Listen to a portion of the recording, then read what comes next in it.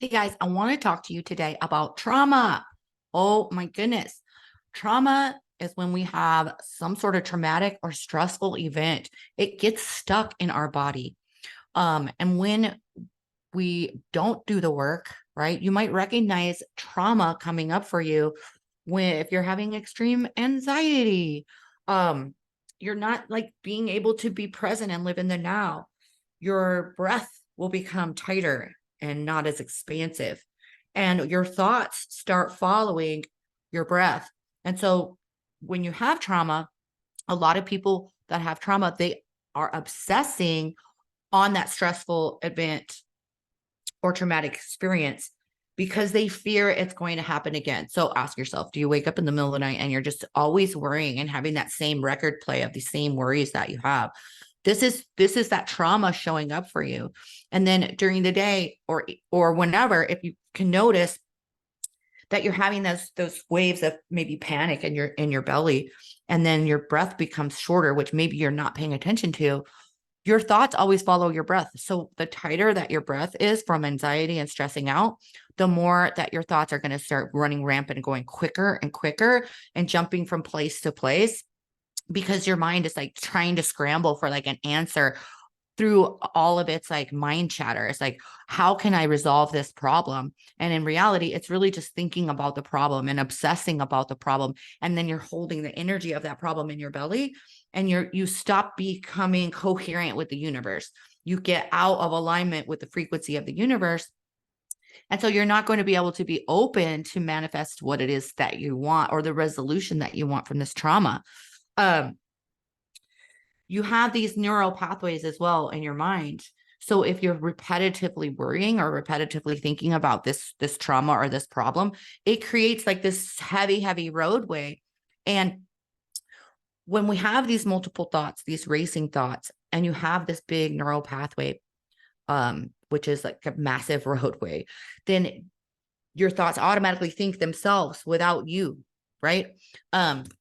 So it's important to like close off some of these neural pathways. And I'm going to share some of this with you. Some solutions to this. So raise your hand if you've had trauma, if you have experienced a painful experience in the past. What is it? Is it your health? Is it losing a loved one? Is it a car accident that created trauma for you? Was it like losing a job or like having a relationship end, feeling like you were wronged in that way? And so maybe then it starts showing up in your new relationships that they just keep panning out. Because how we do one thing in our life is how we do everything. And so if you're constantly worried around these different things, if it's money or health, you're going to be consistently using different words, because remember, spell is spelling. You're going to be using different words that are around that, and you're going to start manifesting the very thing that you don't freaking want, right? We call this stinking thinking.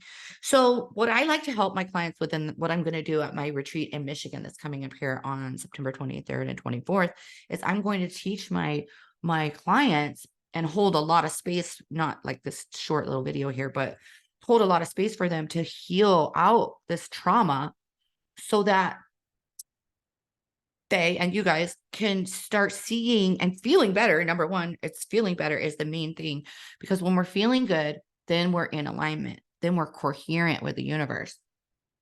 When you're having trauma, you're not feeling safe at all by any means, and you're not feeling supported, and you're certainly not living in the now. You're like sporadic all over the damn place. I'm sure I've described half of my audience here, and we all grow through this, right? We all have these experiences, but the difference is when we become self-aware and we actually want to consciously make changes around this type of thing, is to like look for these solutions. And so I'm going to share a couple with you now. Like what I'm going to help my clients with at this retreat, and what I help with my one-to-one clients and stuff, is to help you start obsessing instead of on the trauma and what could happen or what did happen, is help you start obsessing about what it is that you desire, about what it is that you do want. Number one, what is it that you want? You need to ask yourself that question, because half of y'all running around just know that you don't want the pain, right? You're like, I just know I don't want the pain. I don't want the loss. I don't want bad relationships. I don't want my health to go bad. I don't want financial difficulties. You're just thinking about what it is that you don't want when you're in a trauma response, right? So really asking yourself, what is it that you want? And then obsessing about having that, obsessing about it, obsessing about it. And so I want to share with you a little story about when I moved to Traverse City, Michigan, all the way from Las Vegas, Nevada. I had went on a little vacation there. I set foot in Traverse City and I saw the bay of Lake Michigan.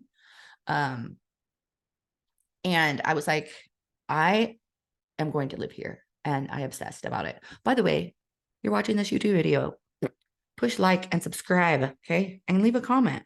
Really help. If you push the bell, you'll get a notification on whenever I drop some freaking amazing content for y'all. But yeah, like and subscribe my YouTube channel, please. So when I came back from my little vacation in Traverse City, Michigan, I literally obsessed. And I started looking at their newspaper. I started looking on Craigslist for places to live. I started looking at the town where I would want to eat. I looked up how much my car insurance would be there. I looked up different spiritual things because I had just recently left corporate America and was looking into more entrepreneurship. So I looked at some of their social media pages they had there. And I really, really, really started obsessing on, it's going to be winter. I'm going to need different supplies like a snowblower and a shovel and some extra socks, all that. So every day I would look online. Every day I would make phone calls. I would text, how much is your rent? Can I move in? I had 2 little Pomeranians at the time. Are you pet friendly? I got a lot of no's, and I was from the city then, and I talked fast and was kind of egoic and demanding. So some people wouldn't even respond to me.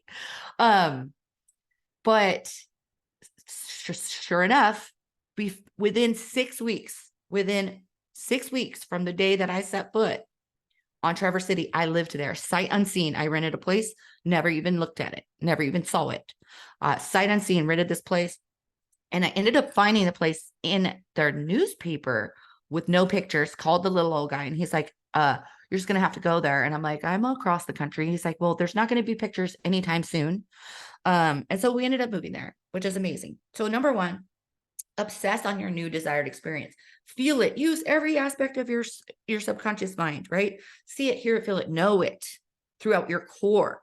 Another great tool that I've been using is breath work and breathing, doing lots of breath work. You could look up what breath work is. You could look up somatic breath work.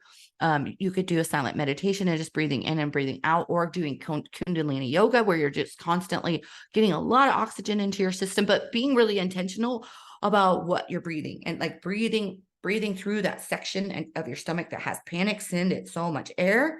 Because you want to really reset your nervous system, because when you've gotten into trauma and having trauma response, your whole nervous system is jacked up. And your vagus nerve, if you guys have ever heard about your vagus nerve, it's really good to look up resetting your vagus nerve. Taking a cold shower, or if you've ever had an ice bath, these are really great things to kind of like reset your nervous system and get you back inside your body, is where you really want to be, inside your body, not floating around, worrying, not breathing properly with your breath is tight. And then practicing that mindfulness, whatever it is that you need to do. A long time ago, I used to have a mindfulness bell on my phone. It's actually it's an app. I think it's called Mindfulness Bell. And you can have it go off at random times during the day, and it will help you just be like so present, to help you come back inside of yourself again, be so present. And it's going to take you, because everything is okay right now. Right this second, everything's okay. Everything's okay right now. So if you could be here right now, then you're not going to be in trauma response. You're not going to be in that trauma, and you're going to start seeing and feeling better things in your life. So self-awareness is key here too. Are you wanting to change? I have like a little note here. It says catch it and reverse it. I think it's kind of funny. It's important for you to catch it when it starts happening, when you're worrying. My biggest time is in the middle of the night when I wake up, and I'll start thinking, stinking thinking sometimes. We all do it. And so it's catch it. And you're like, this is not a lie. Remember, this is not the truth. You do not have to believe the thoughts that you think. Those are just random fires in your system, right? But if you're wanting to be conscious, you're going to catch those thoughts and you're going to say, this is a bunch of bullshit. Even if it's true at the moment, even if you're suffering through something that is traumatic, right? Even if you just went through a death, even if you really, your bank account really does say zero, that's just third dimensional stuff, right? So catch it and reverse it. How does it feel to be healthy? How does it feel to have abundant money? And tell yourself a different story. You know, my bank account, we're just doing this in one of my group programs that I'm hosting, the Alignment Academy. We were saying our wallets are crammed, jammed, filled with money. Do something that actually makes your brain go, okay, I'm actually imagining my wallet being crammed, jammed with money. And how does that feel? It makes you feel safe and it makes you feel supported. A lot of times when we're going through our trauma, it's because we don't feel safe and we don't feel supported. And we're like scrambling to control. We're trying to control. We're trying to find answers just through the thoughts that just keep going around and around, and you're not going to. So you got to catch it, reverse it, tell yourself a new story. Tell yourself a new story, because that's what your thoughts are. They're stories. And you will end up living out your story. So why not make your story really freaking amazing? Go for a walk, freaking meditate. Sometimes I call it double dipping. Sometimes if I had a really stressful day, or anytime I feel angst right here, I'll go meditate, even just for 5 minutes, and to get back into this space where I don't have angst or worry right here. It's right, this chakra, right? Think anything to make yourself feel better. And remember, the law of attraction works after about 17 seconds. So the more time, and although I don't really believe in time or space, that you can spend feeling better, the better things you're going to experience. And the more you're going to reverse this trauma and all of the mind chatter that goes along it. So I hope you guys loved this short little video I made for y'all to support you in your trauma. And if you can make it to like my Alignment Academy or some of my retreats or one-to-one coaching, so that way I can support you better, then please do. I am sending you so much love.